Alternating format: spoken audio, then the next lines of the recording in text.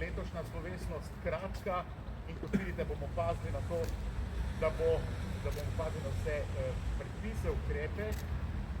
Letos tretje leto pod častnim pokroviteljstvom predsednika Republike v Sloveniji postavljamo spotikovce.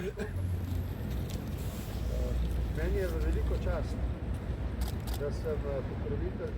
Večkrat sem že ob tej priložnosti spregovoril o pomenu strpnosti.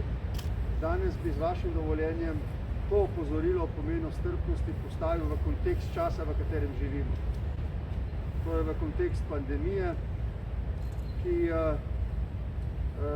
zaradi številnih okoliščin mnoge ljudi potiska v stiske, da se prav vsi vzdržimo slehernega sovraštva, besednega ali fizičnega, vsakega nasilja, besednega ali drugačnega, ki bi vse te skrbi, tesnobe, strahove še povečali.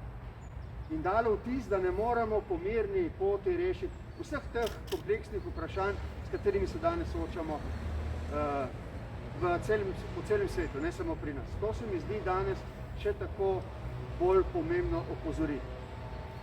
Ti spotikavci so en čudovit spomenik strpnosti, na nek način. Jaz jih želim tako videti. Opozorilo, seveda glede vsega, kar se je groznega dogajalo zaradi nestrpnosti v preteklosti.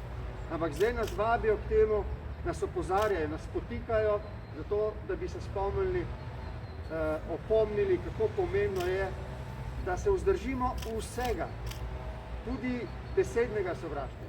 We have extraordinary testimonies of rabbis that continued to instruct their followers, even in the death camps, in order for people how to know how to behave in those times of desperation.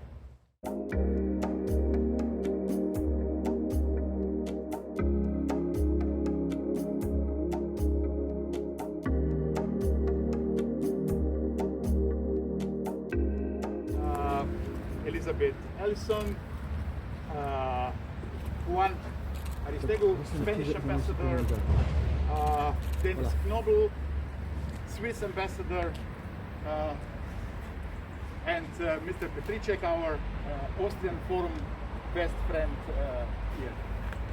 So dobrodošli tudi vsi ostali, podžupan Koželj, Polona Vetri, Boris Hajdinjak, direktor sinagoge Maribor, poštovani fotografi.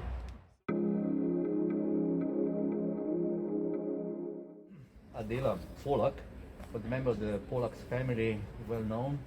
There was one branch is lived down in the Villa Polak and lived here as a widow.